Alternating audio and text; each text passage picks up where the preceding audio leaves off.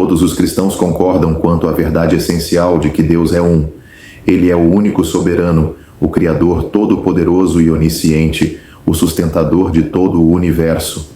Como está escrito, porque dele e por ele e para ele são todas as coisas. Glória, pois, a ele eternamente. Amém. Na Epístola aos Romanos, capítulo 11, versículo 36. Tanto nas Escrituras do Antigo quanto do Novo Testamento, essa verdade é apresentada com ênfase e insistência. Portanto, é um erro grave tratar essa doutrina com negligência. Deus é um e essa unidade divina é absoluta. Ele declara com clareza: eu sou Deus e não há outro Deus, não há outro semelhante a mim. Conforme se lê em Isaías, capítulo 46, versículo 9. Apesar da firme declaração bíblica quanto à unicidade divina, o Novo Testamento revela constantemente a presença e a atuação do Pai, do Filho e do Espírito Santo.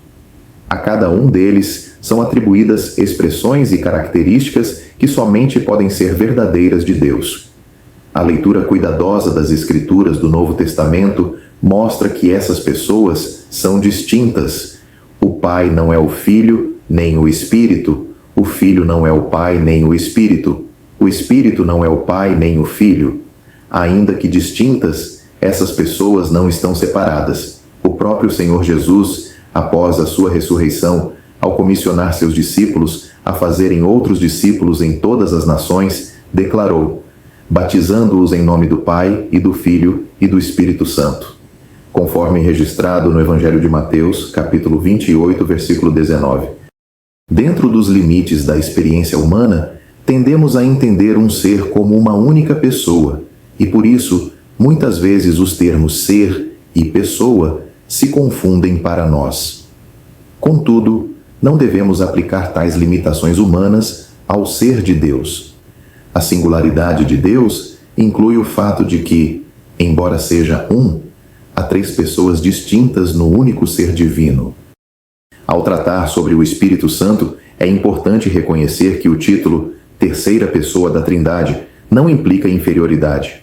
O Senhor Jesus, em suas palavras aos discípulos, disse: mas quando vier aquele Espírito de verdade, ele vos guiará em toda a verdade, porque não falará de si mesmo, mas dirá tudo o que tiver ouvido, e vos anunciará o que há de vir. No Evangelho de João, capítulo 16, versículo 13.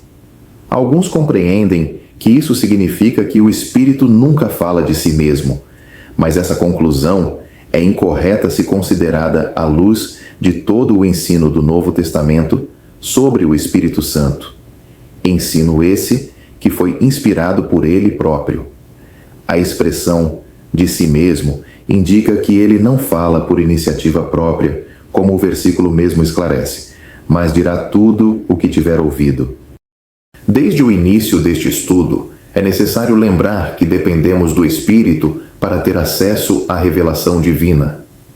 Sem ele, não teríamos as Escrituras, pois ele é o autor divino. Homens santos de Deus falaram inspirados pelo Espírito Santo. Na segunda epístola de Pedro, capítulo 1, versículo 21. E sem o seu auxílio, não poderíamos compreender corretamente a palavra de Deus. Os próprios profetas, ao escreverem sob sua inspiração, buscavam entender os tempos e circunstâncias indicadas pelo Espírito de Cristo que neles habitava, da qual salvação inquiriram e trataram diligentemente os profetas que profetizaram da graça que vos foi dada, indagando que tempo ou que ocasião de tempo o Espírito de Cristo que estava neles indicava. Na primeira epístola de Pedro, capítulo 1, versículos 10 e 11. É o Espírito Santo quem ilumina a página das Escrituras para que possamos entender as verdades divinas. Ele está presente desde a primeira página da Bíblia. E o Espírito de Deus se movia sobre a face das águas. No Gênesis, capítulo 1, versículo 2 até a última. E o Espírito e a esposa dizem: vem. No Apocalipse, capítulo 22, versículo 17. O Antigo Testamento menciona o Espírito Santo cerca de 100 vezes, enquanto o Novo Testamento mesmo sendo aproximadamente um terço em extensão, contém cerca de 230 referências. Isso revela uma ênfase maior no Espírito Santo na presente fase da atuação divina entre os homens. Apenas 3 livros do Novo Testamento não o mencionam: Filemão, 2ª e 3ª João. Em outros 7 livros, há somente uma referência: Colossenses, 2ª Tessalonicenses, 1ª e 2ª Timóteo, Tito, Tiago e 2ª Pedro. São muitos os nomes e títulos dados ao Espírito Santo, e todos revelam aspectos da sua pessoa divina, funções e relacionamento com a divindade. O termo Espírito vem do grego pneuma, que significa vento ou sopro, mas Deus nolas revelou pelo seu Espírito, porque o Espírito penetra todas as coisas, ainda as profundezas de Deus. Na primeira epístola aos Coríntios, capítulo 2, versículo 10. Algumas traduções bíblicas, ao traduzirem o pronome referente ao Espírito com termos neutros, podem dar a falsa impressão de que ele é um poder impessoal. Embora gramaticalmente aceitável, tal interpretação é incorreta do ponto de vista doutrinário. A identidade do Espírito Santo não se define por regras gramaticais humanas. Ele é chamado de Espírito de Deus, como em: ninguém que fala pelo Espírito de Deus diz: Jesus é anátema. 1 aos Coríntios, capítulo 12, versículo 3. Também é designado como Espírito do Senhor quando o Senhor Jesus leu na sinagoga: o Espírito do Senhor é sobre mim. Evangelho de Lucas, capítulo 4, versículos 17 e 18, fazendo referência a Isaías, capítulo 61, versículo 1. É conhecido como Espírito do Deus vivo, escrita não com tinta, mas com o Espírito do Deus vivo. 2 aos Coríntios, capítulo 3, versículo 3. Outro título é Espírito de Cristo. Se alguém não tem o Espírito de Cristo, esse tal não é dele. Romanos, capítulo 8, versículo 9. Assim como Espírito de seu Filho. Deus enviou aos vossos corações o Espírito de seu Filho, que clama: Abba, Pai. Gálatas, capítulo 4, versículo 6. O Espírito é ainda chamado de Espírito de Jesus Cristo. Filipenses, capítulo 1, versículo 19, e Espírito de Jesus. Atos, capítulo 16, versículo 7. O título mais conhecido é Espírito Santo, como em Mateus, capítulo 1, versículo 18. Antes de se ajuntarem, achou-se ter concebido do Espírito Santo. Há também o título Espírito de Santificação, Romanos, capítulo 1, versículo 4. Em Efésios, capítulo 1, versículo 13, lemos sobre o Espírito Santo da promessa. O Senhor Jesus o chama de Espírito de Verdade em João, capítulos 14, 15 e 16. Ele é o Espírito de vida em Romanos, capítulo 8, versículo 2. O Espírito da graça em Hebreus, capítulo 10, versículo 29. E o Espírito da glória em 1 de Pedro, capítulo 4, versículo 14. Também é mencionado como o Espírito Eterno, Hebreus, capítulo 9, versículo 14. O Senhor Jesus referiu-se a ele como o Consolador em João, capítulos 14, 15 e 16. O mesmo termo é traduzido como advogado em 1 de João, capítulo 2, versículo 1. Há ainda outros títulos no Antigo Testamento, como Espírito da Sabedoria, Êxodo, capítulo 28, versículo 3, e Deuteronômio, capítulo 34, versículo 9. Teu bom espírito, Neemias, capítulo 9, versículo 20. A inspiração do Todo-Poderoso, Jó, capítulo 34, versículo 3. Espírito de justiça, Isaías, capítulo 4, versículo 4 e capítulo 28, versículo 6. Espírito de ardor, Isaías, capítulo 4, versículo 4, e a bela expressão composta de Isaías, capítulo 11, versículo 2. O espírito de sabedoria e de entendimento, o espírito de conselho e de fortaleza, o espírito de conhecimento e de temor do Senhor. No Novo Testamento, aparecem ainda o espírito de vosso Pai. Mateus, capítulo 10, versículo 20. A unção. 1 de João, capítulo 2, versículo 27. E as expressões do Apocalipse, os 7 espíritos. Capítulo 1, versículo 4. Os 7 espíritos de Deus. Capítulos 3, 4 e 5. As Escrituras mostram com clareza que o Espírito Santo é Deus. Pedro, ao confrontar Ananias, declarou: Por que encheu Satanás o teu coração para que mentisses ao Espírito Santo? E acrescentou: Não mentiste aos homens, mas a Deus, conforme registrado no livro de Atos, capítulo 5, versículos 3 e 4. A conclusão é clara: mentir ao Espírito Santo é mentir a Deus.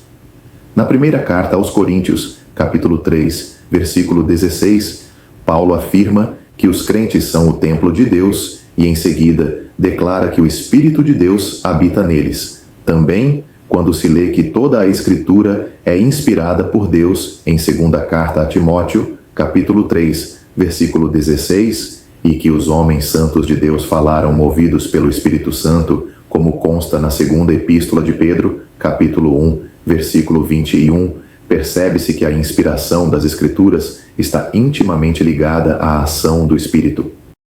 No Antigo Testamento, o Espírito do Senhor, frequentemente assim chamado, é apresentado como sinônimo do próprio Senhor. No livro de Juízes, capítulo 3, versículo 10, ao narrar a atuação de Otiniel, está escrito: E veio sobre ele o Espírito do Senhor, e o Senhor entregou na sua mão a Cusã-Risataim. Além disso, quando os escritores do Novo Testamento citam palavras proferidas por Jeová no Antigo Testamento, muitas vezes as atribuem ao Espírito Santo.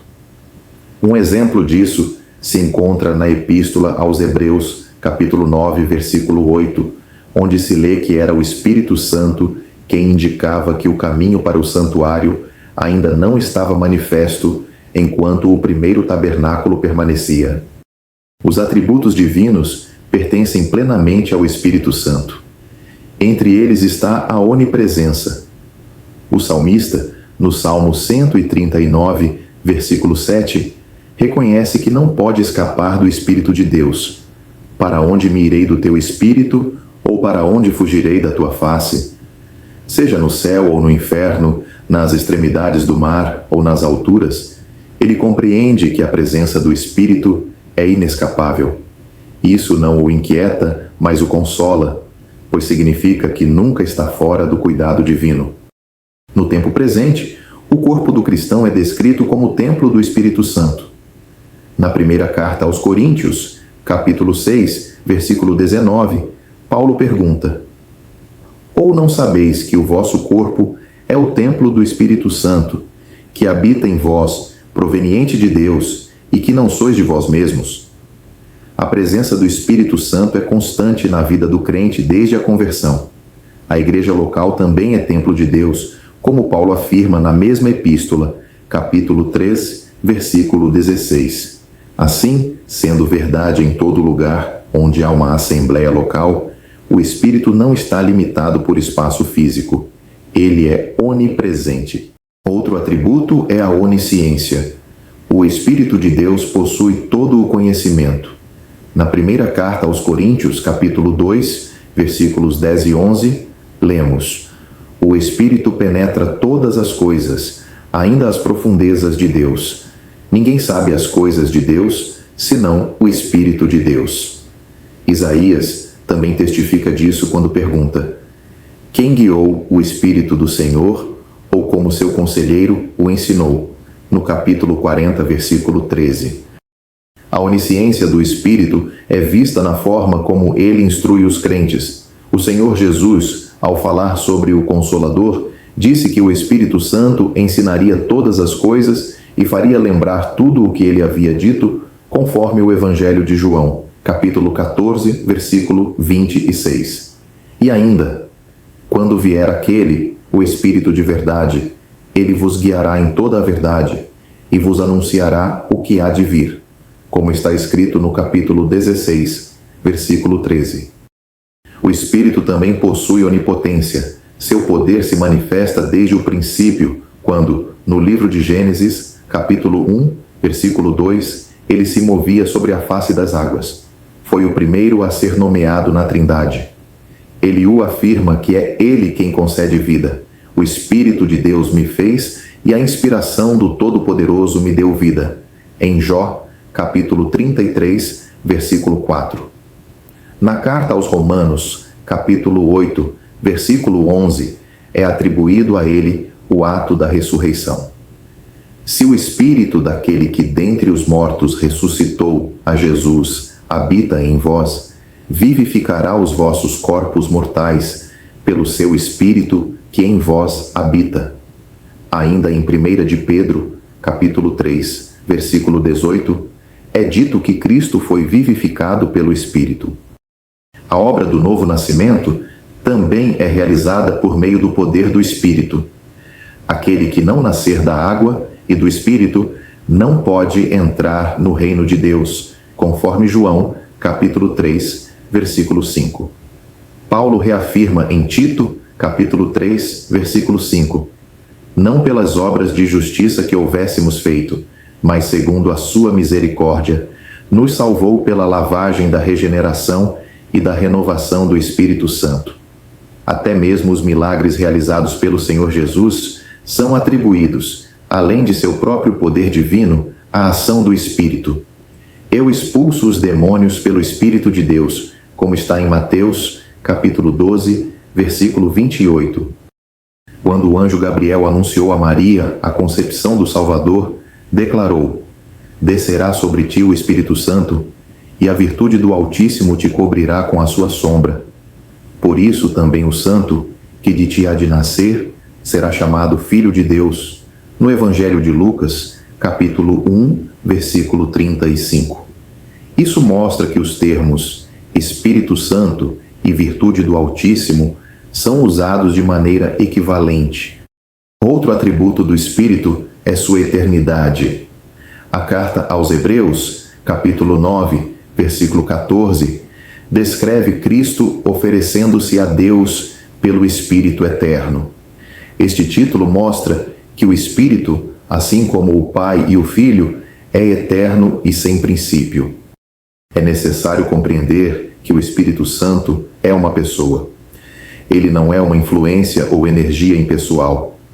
Ainda que o Pai seja reconhecido como pessoa e o Filho tenha se manifestado em forma humana, o Espírito, sendo invisível e atuando de forma silenciosa, pode ser erroneamente percebido como uma força. Porém, as Escrituras apresentam claramente sua personalidade.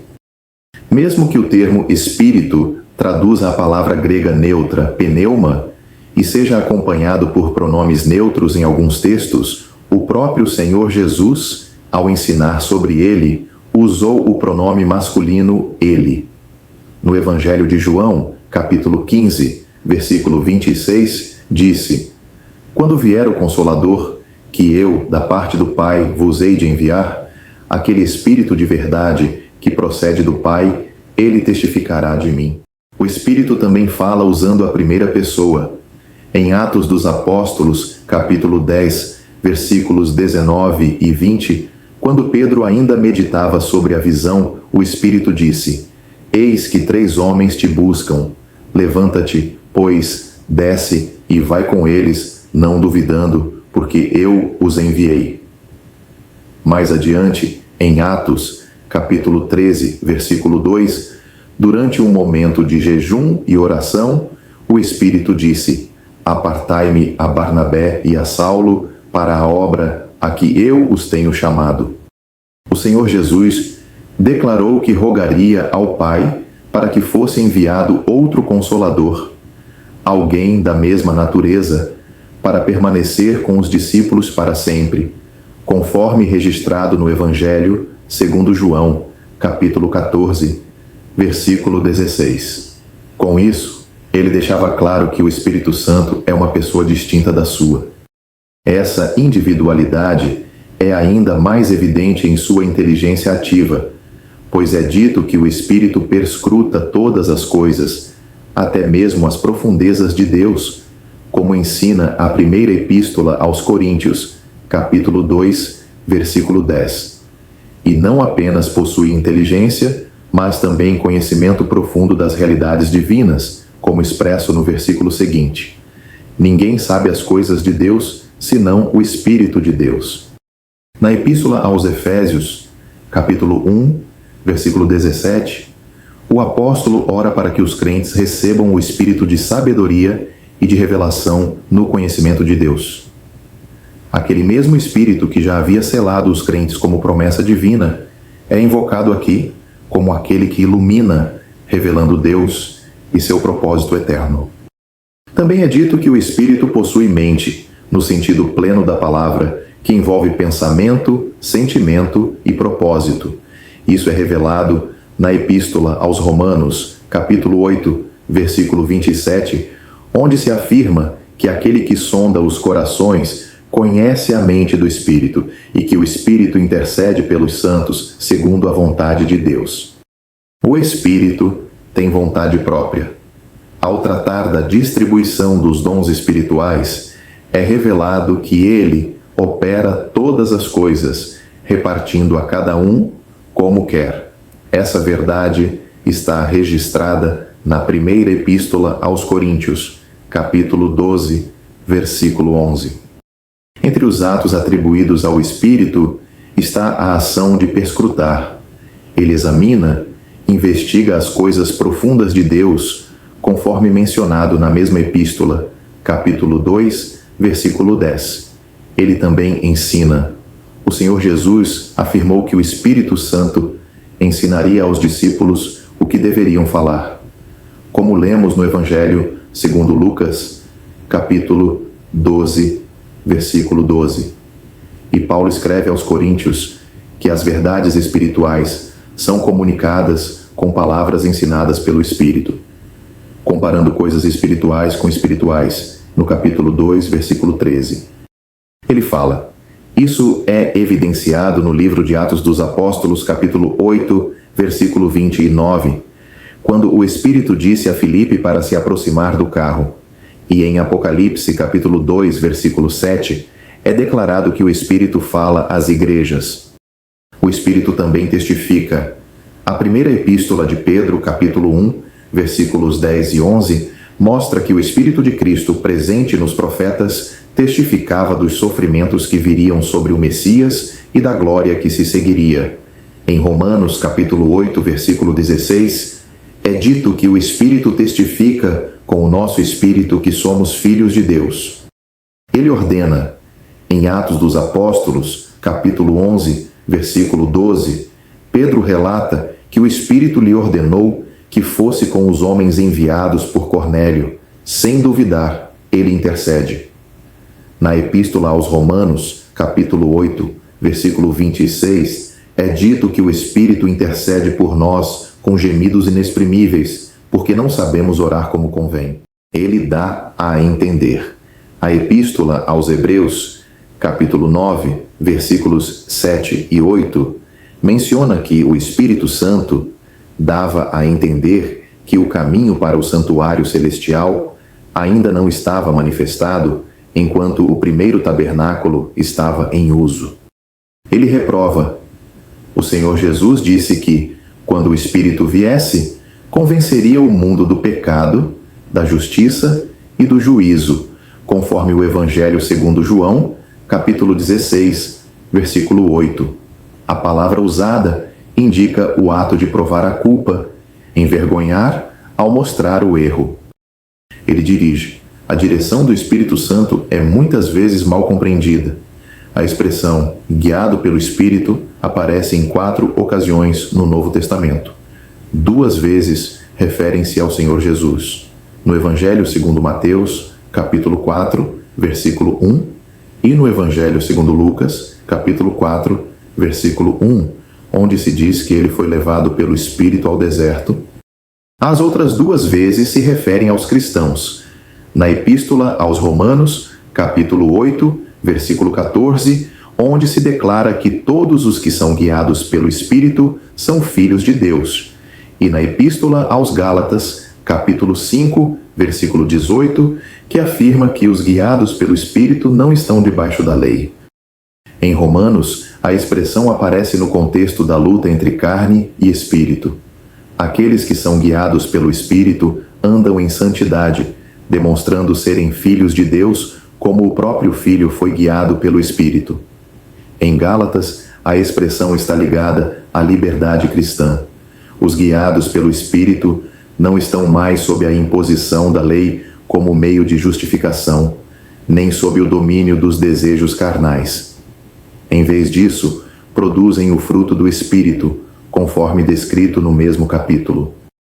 Não há uso da expressão guiado pelo Espírito para se referir especificamente à atuação do cristão na ceia do Senhor ou em outras reuniões. Mesmo que não haja menção explícita à direção do Espírito em 1 Coríntios, capítulo 14, é razoável entender que aquele que guia os crentes em sua vida diária também os guia quando estão reunidos como assembleia local. Essa direção não ocorre por impulsos súbitos ou por sentimentos subjetivos, mas por discernimento espiritual e avaliação inteligente do que é apropriado em cada ocasião. Aqueles que são sensíveis à direção do Espírito no decorrer da semana terão mais clareza sobre sua direção nas reuniões da igreja.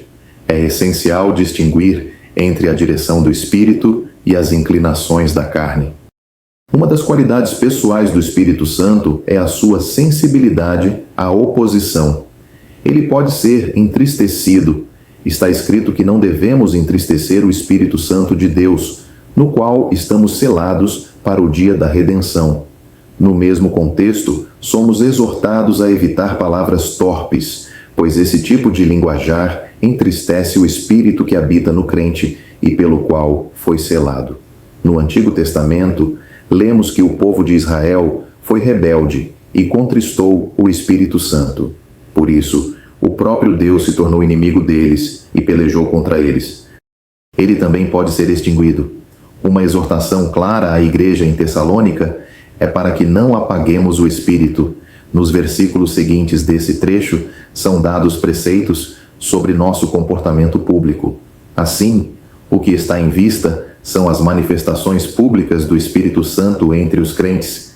Não devemos impedir a livre atuação do Espírito, lembrando sempre que ele jamais agirá em contradição com a vontade de Deus revelada na Escritura. Ele pode ser agravado.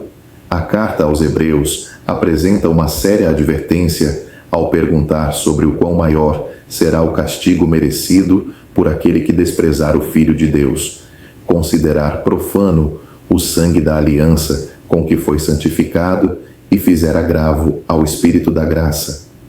O Espírito Santo exerce um ministério de graça para com os homens culpados. Ele promove uma consciência da presença de Deus e do temor ao juízo eterno. Ele convence o ser humano do pecado.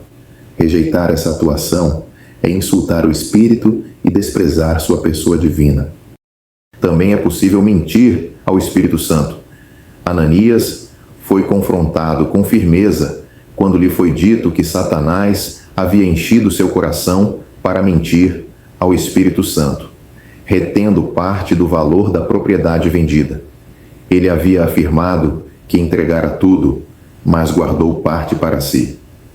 Pensando estar mentindo apenas a homens, na realidade estava mentindo a Deus. Ele pode ser tentado. Após a morte de Ananias, sua esposa Safira também foi questionada sobre o acordo feito entre ambos para tentar o Espírito do Senhor. Ela foi acusada de colaborar com o marido para pôr o Espírito à prova, como se fosse possível enganar ou manipular a obra divina. É possível resistir ao Espírito Santo. Estevão, pouco antes de seu martírio, acusou os líderes da nação judaica de serem homens de dura cerviz, incircuncisos de coração e de ouvidos, que sempre resistiam ao Espírito Santo, assim como seus pais. Essa resistência ao Espírito demonstra a mesma rejeição que seus antepassados tiveram à mensagem dos profetas, nos quais estava o Espírito de Cristo. É possível blasfemar contra ele. O Senhor Jesus, advertiu solenemente que todo pecado e blasfêmia serão perdoados aos homens, mas a blasfêmia contra o Espírito não será perdoada.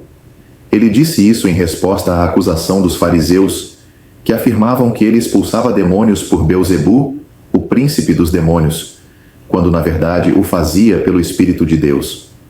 Atribuir ao maligno o que é claramente obra do Espírito Santo é blasfemar contra ele. Essa blasfêmia foi cometida de maneira maliciosa, numa ocasião em que o Senhor ainda estava fisicamente presente entre os homens.